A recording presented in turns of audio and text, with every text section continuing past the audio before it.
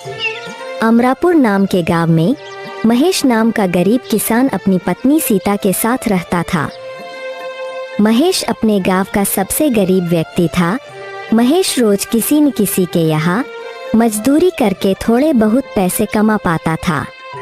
जितने रुपए की आमदनी होती उसी से ही दोनों का जीवन किसी तरह कट जाता था।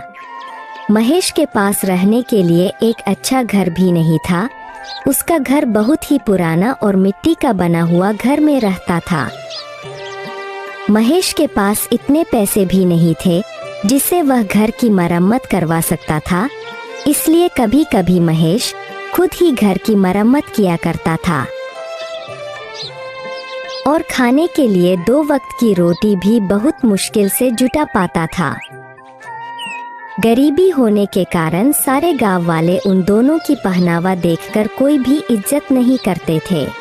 जिस नदी से सभी गांव वाले पानी लेते थे, अगर उस नदी से पानी लेने महेश या महेश की पत्नी सीता पानी लेने जाते तो सभी गांव वाले उन्हें भगा देते थे। अरे कलमुही, तू फिर आ गई पानी लेने।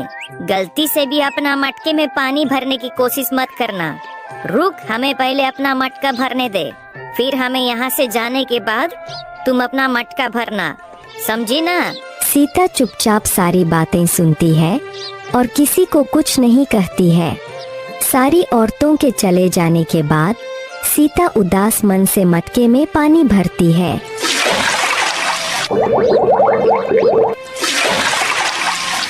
और घर जाकर अपने पति महेश से कहती है, हमारी क्या गलती है जो गांव वाले हमारे साथ ऐसा बर्ताव करते हैं? क्या गरीब होना गुनाह है? हमने तो कभी किसी का बुरा नहीं किया। अरे सीता, तुम चिंता क्यों करती हो? मैं हूँ ना।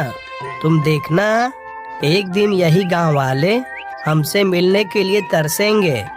मजदूरी करके भी इतने पैसे नहीं कमा पाता जितने बाकी कमा लेते हैं, लेकिन तुम देखना, एक न एक दिन हमारा भी लोग सम्मान जरूर करेंगे।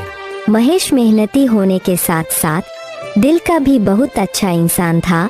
वह कभी किसी के साथ बेईमानी नहीं करता था, यही उसकी सबसे बड़ी खूबी थी।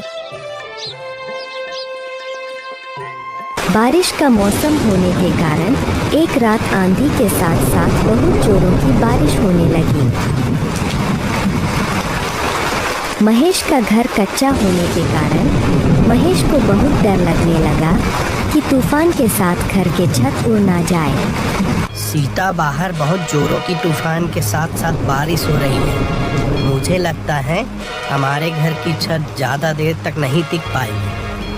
जी, मैं बोल रही थी, हमारे पास जो भी जरूरी सामान है ना, उसे हम एक बोरे में भरकर आपके भैया रामलाल के यहाँ दे आते हैं।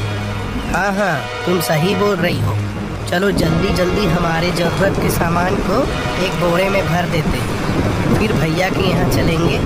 महेश और उसकी पत्नी कुछ जरूरी सामान को एक बोरे में भरकर कुछ दूर अपने भाई के घर जाने लगते हैं।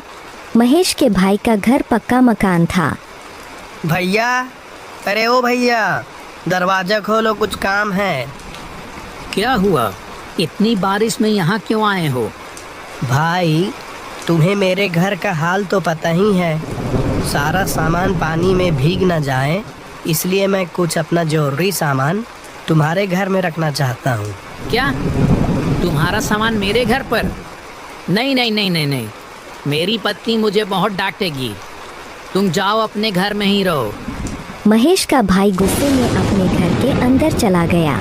महेश और सीता दोनों दुखी होकर अपने घर लौट जाते हैं। दोनों पूरी रात अपनी सामान की रखवाली के लिए रात भर नहीं सोते हैं।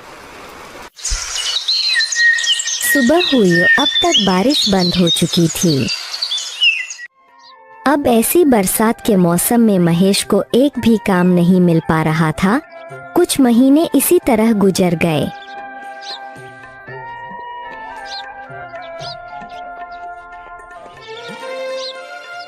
एक बार महेश के गांव में कुछ अमीर व्यक्तियों ने एक सप्ताह गांव में मेला लगवाया। सभी अमीर व्यापारियों ने अपने अपने गाड़ियों में मेला देखने आए।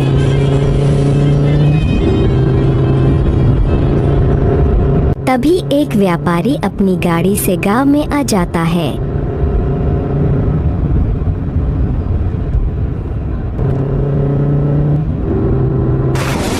तभी अचानक जोर जोर से बारिश होने लगती है। रास्ता गीला होने के कारण उस व्यापारी की गाड़ी कीचड़ में फंस जाती है। उसने उस गाड़ी को निकालने की बहुत कोशिश की, पर वह बहुत कोशिश करने के बाद भी व्यापारी की गाड़ी कीचड़ से नहीं निकल रही थी। साथ ही साथ बारिश भी बहुत तेज हो रही थी। अरे धत तेरी की, अभी ही मेरी गाड़ी को फंसना था क्या? ऊपर से इतनी जोरों की बारिश हो रही है। तभी वहां से कुछ गांव वाले गुजर रहे थे। व्यापारी ने उनसे मदद मांगी। अरे भाइयों भाइयों, सुनो सुनो सुनो, मेरी गाड़ी कीचड़ में फंस गई है। क्या आप मेरी गाड़ी को निकालने में मदद करोगे प्लीज? नहीं नहीं नहीं नहीं नहीं, बारिश बहुत तेज हो रही है। इतनी बारिश में हम क्या मदद करेंगे भाई? नहीं नहीं नहीं, हमसे तो नहीं होगा।